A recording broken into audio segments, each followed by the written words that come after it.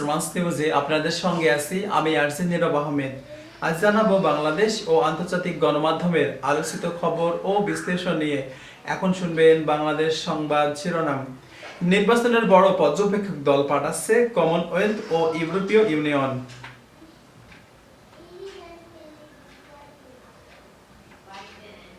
নির্বাচনের কাজে বিএনপির হামলার প্রতিবাদে টাঙ্গাইলে 12 দলের সংবাদ সম্মেলন।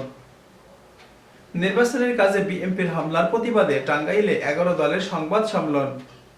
গণভোটে হানা প্রচার চালাতে পারবে না সরকারের কর্মচারীরা। শেরপুরে জামাত নেতাকে হত্যা, বিএনপিকে লাল কার্ড দেখালেন রাবির শিক্ষার্থীরা। আমরা ধর্ম বর্ণ নির্বিশেষে সবার জন্য কাজ করতে চাই, তারেক রহমান। পিরোজপুরের গুরুত্বপূর্ণ স্থান পরিদর্শন করলেন পুলিশ সুপার। নারী নেত্রীর উপর হামলার প্রতিবাদে মহিলা জামায়াতের বিক্ষোভ। বিএনপি চাঁদাবাজ সন্ত্রাসীদের আঁতুড়ঘর হয়ে গেছে, ভিপি সাদিক কায়েম। ব্রাহ্মণবাড়িয়া 2 আসনের বিদ্রোহী চ্যালেঞ্জের মুখে বিএনপি জোটের প্রার্থী। এবার বৃষ্টির পূর্বাভাস দিল আবহাওয়া অধিদপ্তর। শহীদদের সম্মেলনে ভোট কেন্দ্র যাওয়ার আহ্বান জানালেন হাবিবুর। আমির হামজার মাকে লাঞ্ছিতের অভিযোগ যুবদল নেতার বিরুদ্ধে। নির্বাচনে সাংবাদিকদের ইসির কার্ড মিলবে আগের মতোই ম্যানুয়াল পদ্ধতিতে। ভোট নিয়ে অপপ্রচার বা ষড়যন্ত্রের বিরুদ্ধে জনগণই সতর্ক থাকার আহ্বান জানালেন আমিনুর।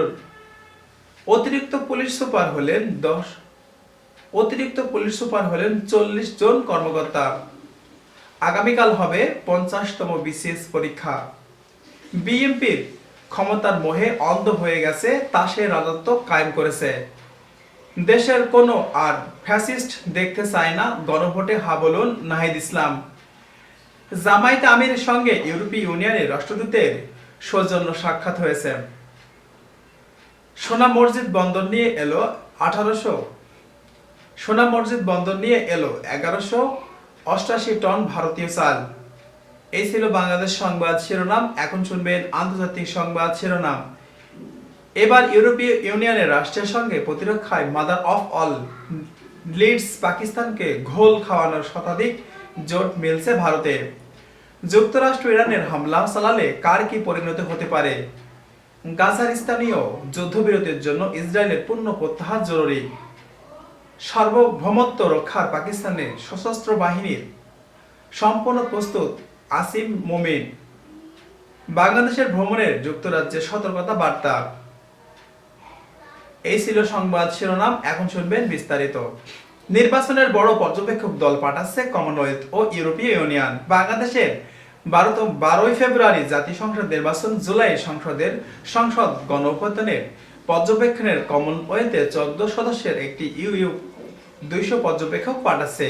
এটি নির্বাচন প্রক্রিয়ায় স্বচ্ছতা নিশ্চিত করতে সহায়ক হবে। তবে প্রধান উপদেষ্টার দপ্তর এই পদক্ষেপ উৎসাহিত করেছে, যা বাংলাদেশের গণতান্ত্রিক অগ্রগতির প্রতিফলন। তবে রাজনৈতিক উত্তেজনা মোকাবেলা এর ভূমিকা গুরুত্বপূর্ণ। নির্বাচনের কাজে বিএনপির হামলার প্রতিবাদে টাঙ্গাইলে 11 দলের সংবাদ সম্মেলন।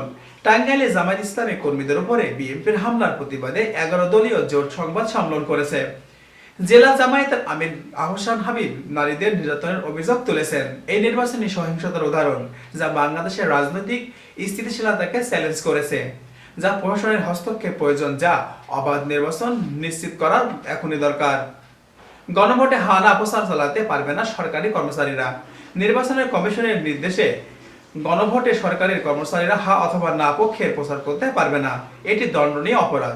নিরপেক্ষতা রক্ষা এই নিয়ম গুরুত্বপূর্ণ। সরকার হা প্রচার করলেও প্রজাতন্ত্রের কর্মচারীদের অংশগ্রহণ সীমিত। এটি গণভোটের স্বচ্ছতা নিশ্চিত করবে, যা বাস্তবায়ন চ্যালেঞ্জিং। শেরপুরে জামায়াত নেতাকে হত্যা, বিএনপির লাল কার্ড দেখালেন রাবির শিক্ষার্থীরা। শেরপুরের বিএনপি জামায়াতের সংঘর্ষে জামায়াত নেতা নিহত হয়েছে। রাজশাহী বিশ্ববিদ্যালয়ের শিক্ষার্থীরা বিএনপির লাল কার্ড দেখিয়েছে, প্রতিবাদ করেছে। এটি নির্বাচনী সহিংসতার প্রতিফলন, যা গণতন্ত্রকে ক্ষুণ্ণ করেছে। প্রশাসনের তদন্তের প্রয়োজন, যাতে শান্তিপূর্ণ নির্বাচন নিশ্চিত করা হয়। আমরা বর্ণ নির্বিশেষে সবার জন্য কাজ করতে চাই, তারেক রহমান।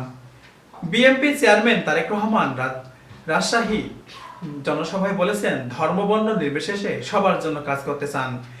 এটি দলের অন্তর্ভুক্তিমূলক দৃষ্টিভঙ্গির প্রতিফলন। তবে রাজনৈতিক উত্তেজনায় এটি গুরুত্বপূর্ণ বার্তা দিয়েছে। বিএনপি নির্বাচনী প্রচারণার এটি ভোটারদের আকর্ষণ করতে সহায়ক হতে পারে। পিরোজপুরের গুরুত্বপূর্ণ স্থানে পরিদর্শন করলেন পিরোজপুরের পুলিশ সুপার মোহাম্মদ মঞ্জুর আহমেদ সিদ্দিকী গুরুত্বপূর্ণ স্থান পরিদর্শন করেছেন। এই আইন শৃঙ্খলা সুসংগত রাখার লক্ষ্যে নির্বাচনকালীন সুরক্ষা নিশ্চিত করতে এই পদক্ষেপ গুরুত্বপূর্ণ। জেলার শান্তি রক্ষায় পুলিশের ভূমিকা প্রশংসনীয়। নারী নেত্রীর উপর হামলার প্রতিবাদে মহিলা জামায়াতের বিক্ষোভ। ঢাকা 4 আসনে নির্বাচনী প্রচারে নারী নেত্রীর উপর হামলায় প্রতিবাদে জামায়াতের মহিলা বিভাগ বিক্ষোভ করেছে। এটি নারীদের রাজনৈতিক সহিংসতার উদাহরণ। দেশ জুড়ে এমন ঘটনা বইছে যা নির্বাচনী পরিবেশকে প্রভাবিত করেছে। প্রশাসনের হস্তক্ষেপ এখনই দরকার। বিএনপি চাঁদাবাজি সন্ত্রাসীদের আঁতুড়ঘর হয়ে গেছে ভিপি সাদিক কায়েম। ডাকসুর ভিপি আবু সাদিক কায়েম বলেছেন, বিএনপি চাঁদাবাজ বা সন্ত্রাসীদের আঁতুড়ঘর বানিয়েছে। এটি রাজনৈতিক অভিযোগ বা নির্বাচনী উত্তেজনা বাড়ায়। তবে ক্যাম্পাসের চাঁদাবাজি বিরোধী ডাক প্রশংসনীয়, তবে এটি দলীয় সংঘাতকে তীব্র করেছে। শান্তিপূর্ণ রক্ষায় সংলাপ আরো প্রয়োজন। ব্রাহ্মণবাড়িয়া 2 আসনের বিদ্রোহী চ্যালেঞ্জিং এর মুখে বিএনপি জোটের প্রার্থী। ব্রাহ্মণবাড়িয়া 2 আসনের বিএনপির প্রার্থী রুবিন ফারহানা জোট প্রার্থীকে চ্যালেঞ্জ করেছে। দল থেকে বহিষ্কৃত হলেও মাঠে রয়েছেন তিনি। এটি দলীয় ঐক্যের অভাব দেখা দেয়, যা নির্বাচনী ফলাফলকে প্রভাব করতে পারে। স্থানীয় ভোটারদের মধ্যে বিভক্তি আরো সৃষ্টি হয়েছে। এবার বৃষ্টির আভাস দিল আবহাওয়া অধিদপ্তর। আবহাওয়া অধিদপ্তর রংপুর বিভাগের হালকা বৃষ্টির পূর্বাভাস দিয়েছে। এটি শীতের মধ্যে অস্থায়ী পরিবর্তন, যা কৃষি বা দৈনন্দিন জীবনের প্রভাব ফেলতে পারে। দেশ জুড়ে শুষ্ক আবহাওয়া অব্যাহত, কুয়াশা থাকবে। জলবায়ু পরিবর্তনের প্রভাব লক্ষণীয়। শহীদদের স্মরণে সম্মানে ভোট কেন্দ্রে যাওয়ার আহ্বান জানালেন হাবিবুর। ঢাকা 9 আসনের বিএনপি প্রার্থী হাবিবুর রশিদ হাবিব শহীদদের সম্মানে ভোট কেন্দ্রে যাওয়ার আহ্বান জানিয়েছেন। এটি নির্বাচনকে গণতন্ত্রের লড়াইয়ের পক্ষে বা সঙ্গে যুক্ত করেছে। সর্বোচ্চ ভোটার উপস্থিতি শহীদদের প্রতি শ্রদ্ধা, অংশগ্রহণমূলক নির্বাচনকে উৎসাহিত করে। আমির হামজার মাকে লাঞ্ছিতের অভিযোগে যুবদল নেতার বিরুদ্ধে। কুষ্টিয়া 2 আসনের জামায়াত প্রার্থীর আমির হামজার মাকে লাঞ্ছিত করার অভিযোগ উঠেছে যুবদল নেতার বিরুদ্ধে। এটি নির্বাচনী সহিংসতার অংশ, যা রাজনৈতিক উত্তেজনা বাড়ায়। প্রশাসন তদন্ত করছে, তবে এটি ঘটনা নির্বাচনের স্বচ্ছতাকে প্রশ্নবিদ্ধ করেছে। নির্বাচনের সাংবাদিকের ইসির কার্ড মিলবে আগের রাতেই ম্যানুয়াল পদ্ধতিতে। নির্বাচনের কমিশন সাংবাদিকদের ম্যানুয়াল কার্ড দেওয়া হওয়ার সিদ্ধান্ত নিয়েছে। অনলাইন জটিলতা সমাধানে এটি সংবাদ সংগ্রহ সহজ করবে, তবে ডিজিটাল প্রক্রিয়ায় ব্যর্থতা তুলে ধরে। সাংবাদিক সংগঠনের চাপে এই সিদ্ধান্ত, যা গণমাধ্যম